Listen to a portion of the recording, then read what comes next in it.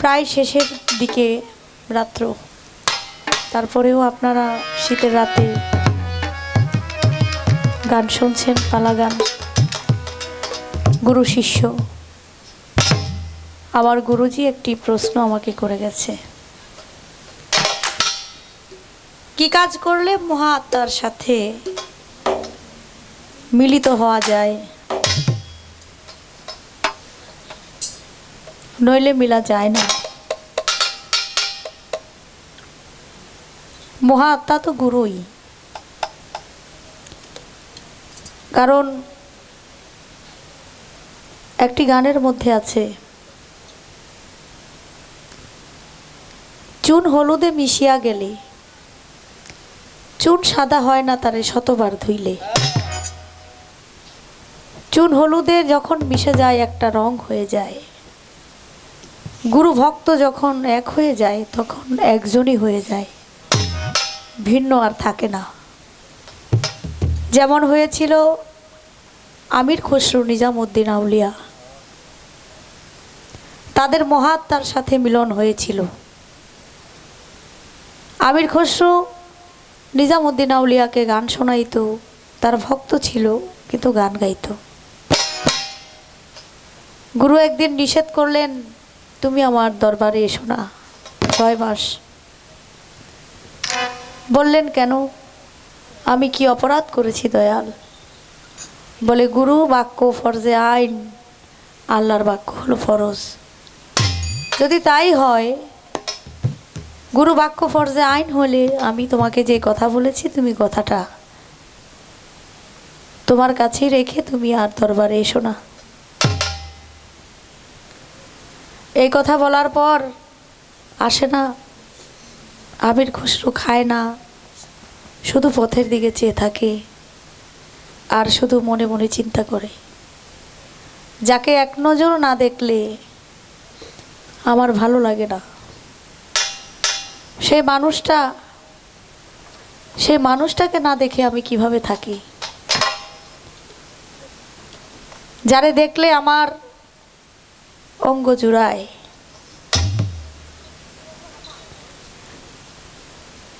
দিনের পর দিন চলে যায়, মাস চলে যায়, হঠাৎ একদিন দেখে এক কাওয়াল আসতেছে।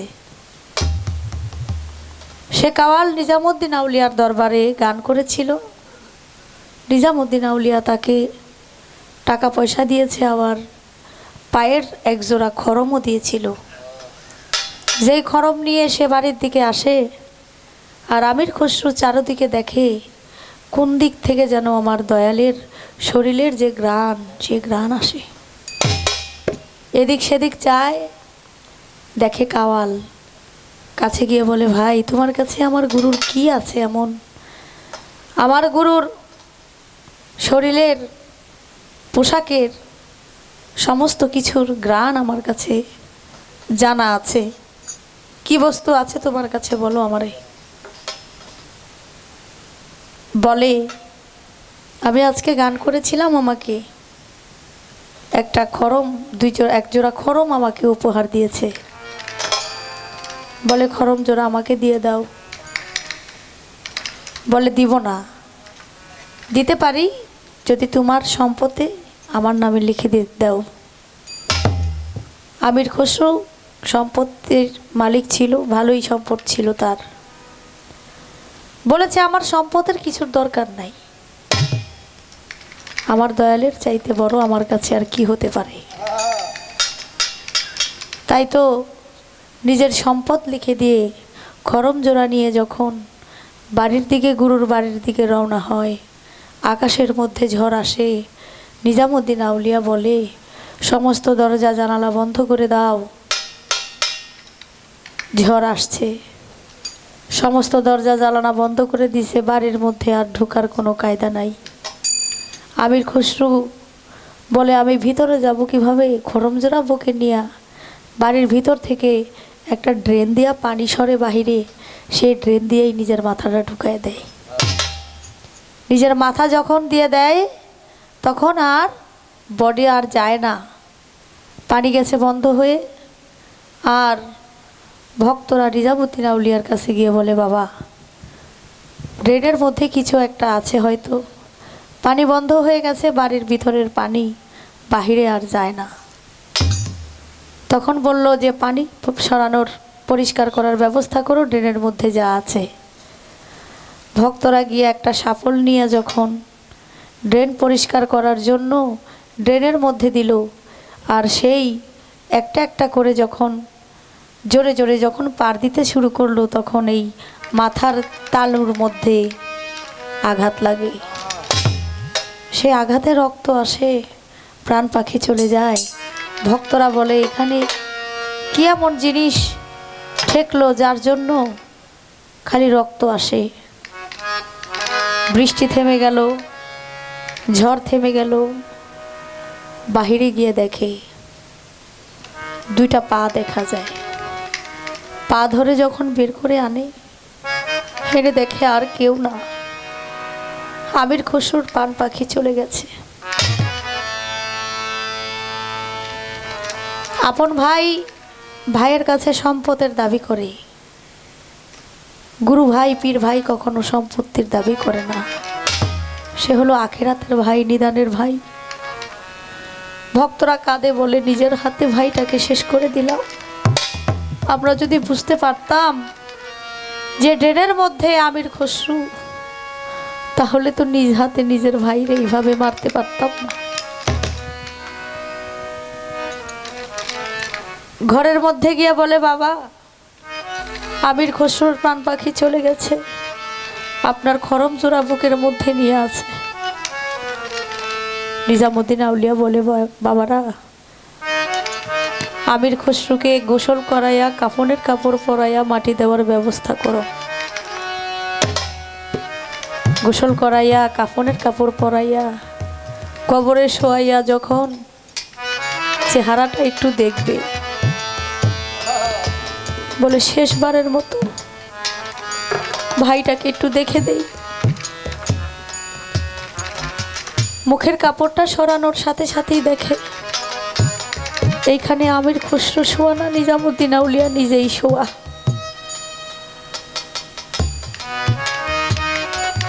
আবার ঘরে গেল দৌড়াইয়া, গিয়া দেখে ওইখানে নিজামুদ্দিন আউলিয়া শুয়ে আছে। আবার কবরে আসে দৌড়াইয়া, দেখে এখানেও নিজামুদ্দিন আউলিয়া শোয়া। আমির খসরুর কোনো চিহ্ন নাই। কোথায় গেছে আমির খসরু? মহাত তার সাথে তার মিলন হয়ে গেছে। গুরু ভক্তের যদি ভালোবাসাটা এরকম থাকে, তাহলেই তো সবকিছু সম্ভব। একটা রং হয়ে যায়, আর সে রং ধরায় যার যার গুরু। গুরু ব্যতীত নিজেকে চেনার অসম্ভব, চেনা যায় না।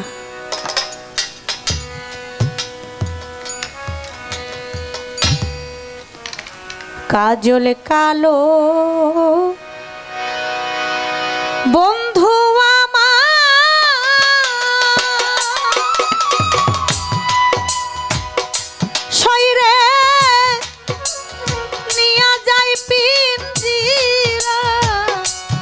পাখি আমার নিয়া যায় পিঞ্জিরার, পাখি দুঃখ কার কাছে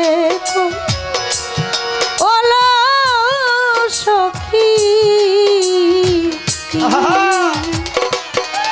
আমি বন্ধু হারা পাগলিনী, আমি বন্ধু হারা পাগলিনী, দুঃখ কার কাছে ওলো সখী।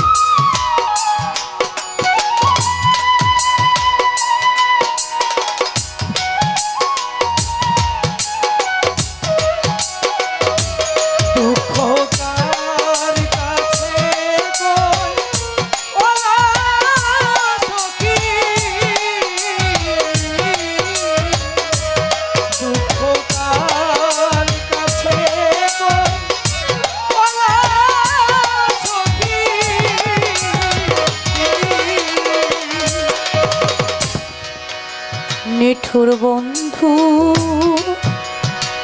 কঠিন হিয়া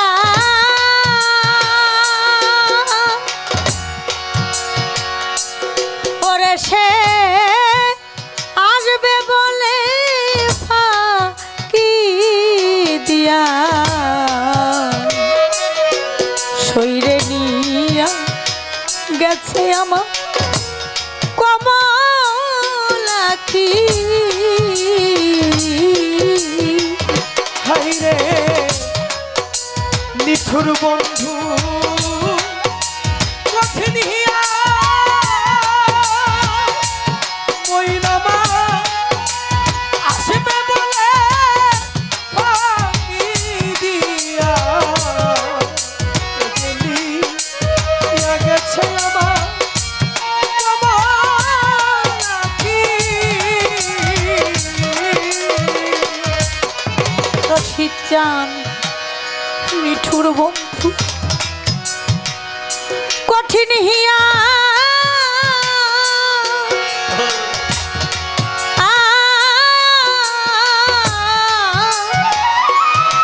ওরে সে আসবে বলে ফাঁকি দিয়া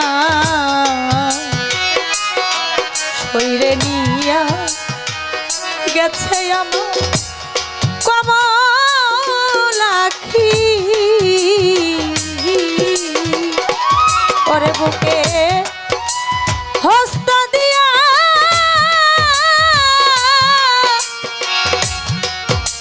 দেখ না চাইয়া রে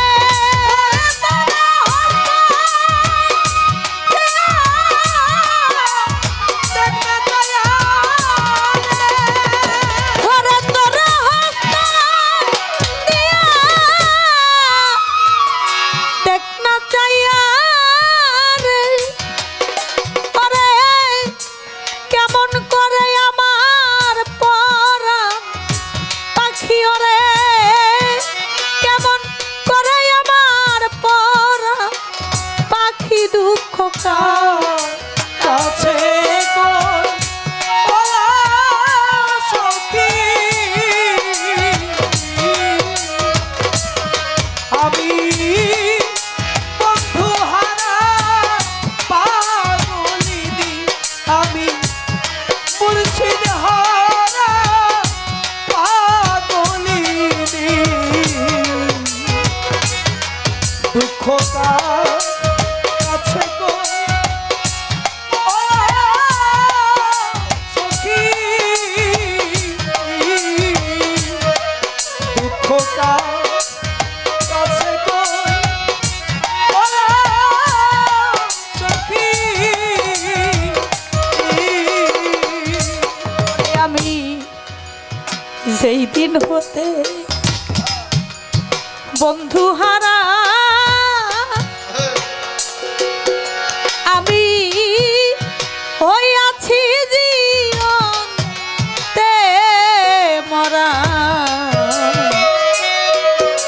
আমার শেষ মরার কয়দিন বাকি হাইরে যেদিন হতে বন্ধু হারা ওরে আমি হয়েছি জীবনতে মরা আমার শেষ মরা কয়দিন বাকি করে বাজান যেই দিন হইতে বন্ধু হারা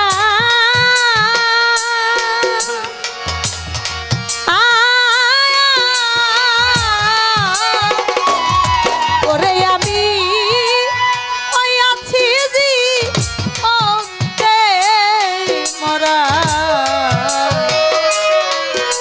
আমার শেষ মরা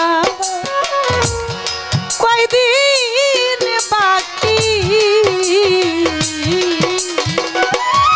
ওরে তোরা বলে দে গো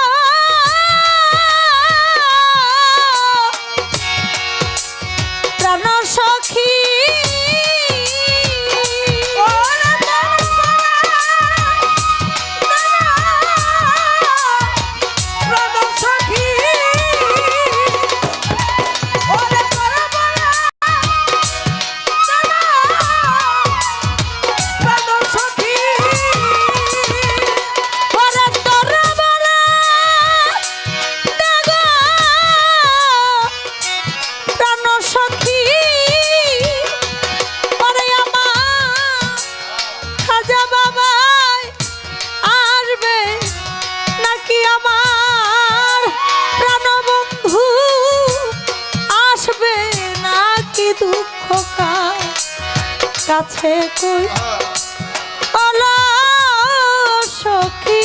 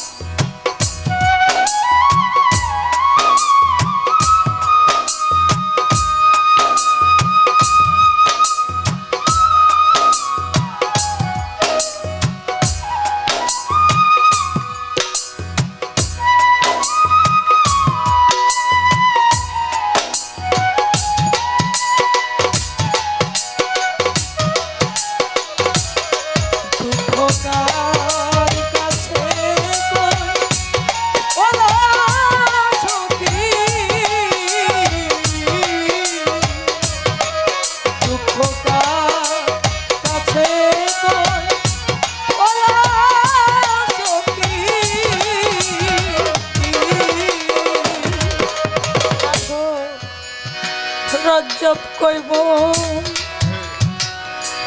ধুয়ার কারো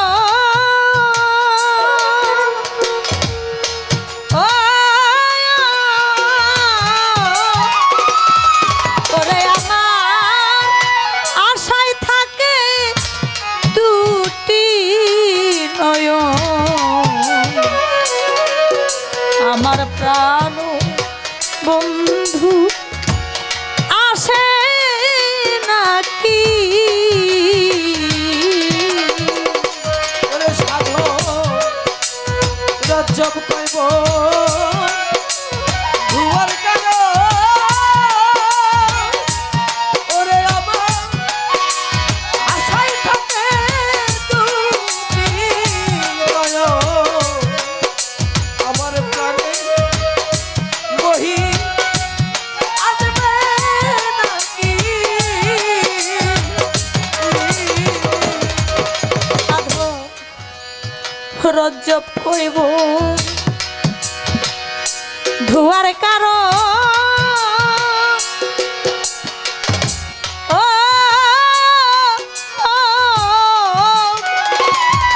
ওরে আমার আশায় থাকে দুটি নয়ন আমার প্রাণ বন্ধু আসবে নাকি ওরে আমি থাকতে যদি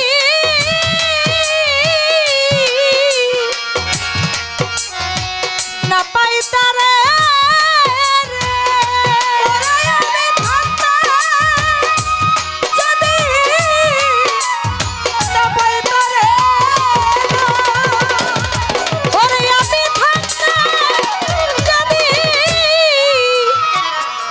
না পাই তারে ওরে আমার শেষে পাইলে ফল হবে কি আমার শেষে পাইলে ফল হবে কি আমার শেষে পাইলে ফল হবে কি দুঃখ কাছে কই ওলা সখী আমি বন্ধু হারা পাগলিনী আমি বন্ধু হারা পাগলিনী ওরে দুঃখ কার কাছে ওলা সখী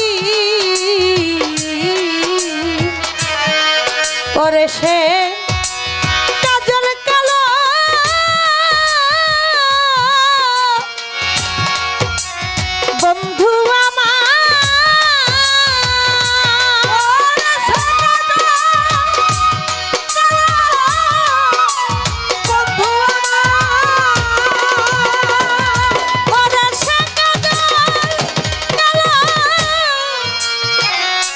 বন্ধু আমার ছাইরে নিয়া যাই পিরার পাখি আমার নিয়া যাইবি জিরার পাখি আমার নিয়া যাই পিরার পাখি কাছে কই ওলা সখী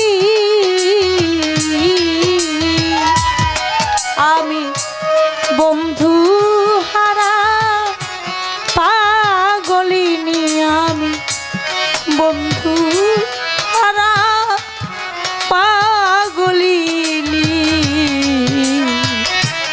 ওরে দুঃখ কাছে কো